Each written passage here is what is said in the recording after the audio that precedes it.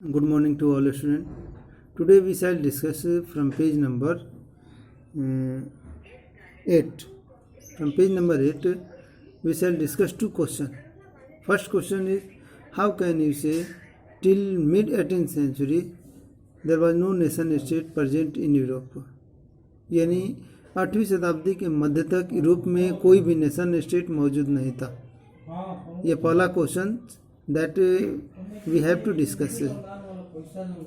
पहला point of this question would be, इस question का पहला पॉइंट होगा कि Germany, Italy and Switzerland were divided into kingdom.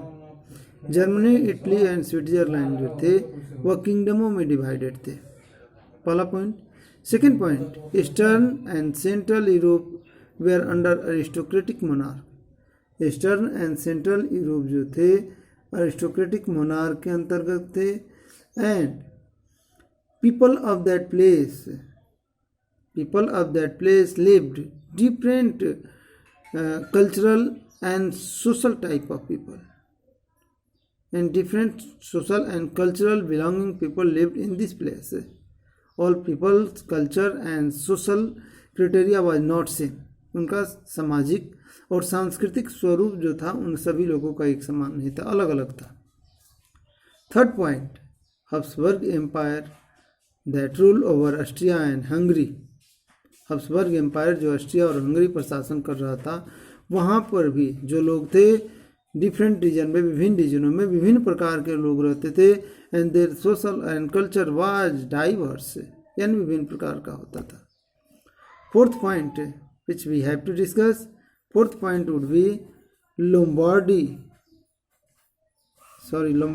In Hungary, half of population spoke Magyar while other half of spoke variety of dialect. यानी Hungary में रहने वाली जो आधी जनसंख्या थी वो माइगर भाषा, वहाँ की क्षेत्रीय भाषा है, वो बोलती थी, जबकि आधी जो जनसंख्या थी, हाफ पॉपुलेशन जो थी, वह क्षेत्रीय डायलेक्ट मीन्स होता है लोकल लैंग्वेज, वो लोकल लैंग्वेज बोलती थी. विभिन्न प्रकार की वेराइटी ऑफ डायलेक्ट, यानी विभिन्न प्रकार की क्षेत्रीय भाषाएं बोलती थी. After that which lesson we have to discuss? Next lesson that we have to discuss aristocracy and the new middle class. Aristocracy and new middle class. Explain the social composition. इस paragraph से जो question raise होगा वो question है, explain the social composition of mid 18th century of Europe. Social composition of mid 18th century of Europe. Europe का social composition कैसा था, सामाजिक सम्मिश्रण कैसा था, किस तरह के लोग वहाँ पर रहते थे. The first point which we have to discuss, we have to understand, इसका फर्स्ट पॉइंट क्या होगा. पहला पॉइंट जो होगा,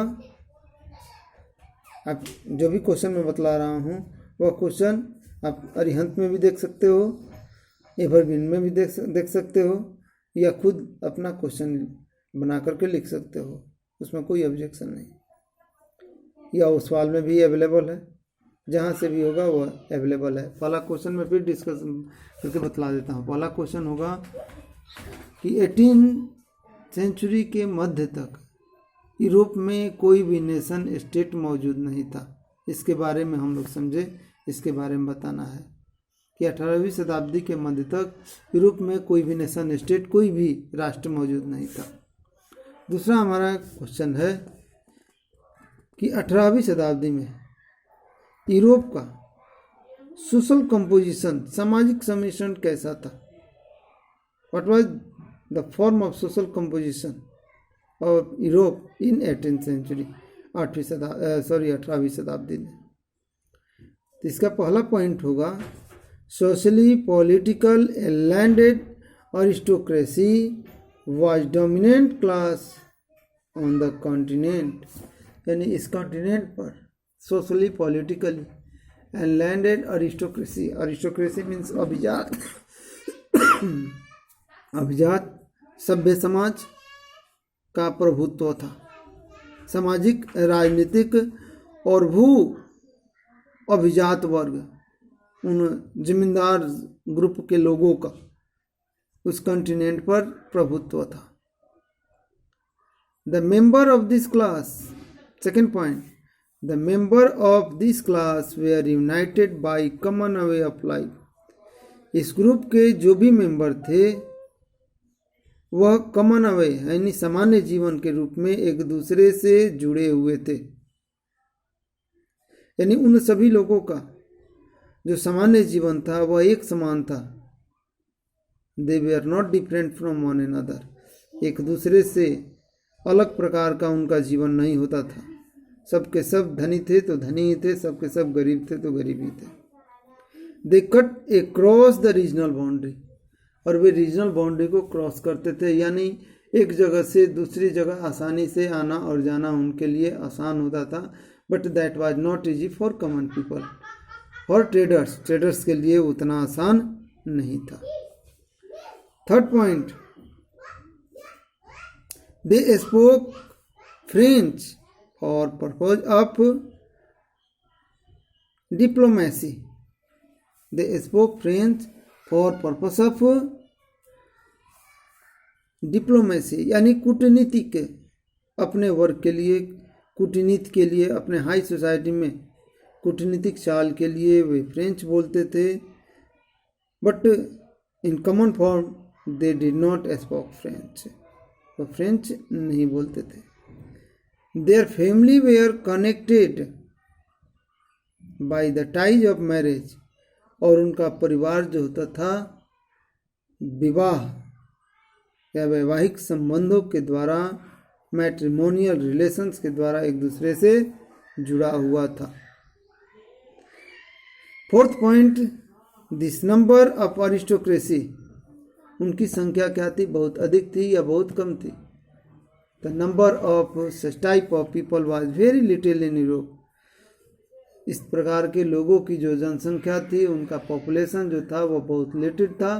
तो किनकी संख्या अधिक थी, पीजेंट्री, किसानों की, कॉमन पीपल की वहाँ पर संख्या जो थी वह अधिक थी। टू द वेस्ट, पश्चिमी भागों में, bulk of land was form by tenant and small owner, यानी उस क्षेत्र के पश्चिमी भागों में जो ज़मीनें होती थी वह छोटे छोटे किसानों या मजदूरों के द्वारा ऑक्युपाइड की जाती थी, अधिकृत होती थी। जबकि ईस्टर्न पार्ट ऑफ यूरोप में and central of Europe land holding जो थी वह लार्ज फार्मर्स के अंतर्गत होती, लैंडलॉर्ड्स के इंक्लूडिंग में होती थी, उनके ऑक्युपाई में होती थी। Okay, thanks. Bye. Next we have to discuss liberalism. Next day we shall discuss about liberalism. Okay, thanks.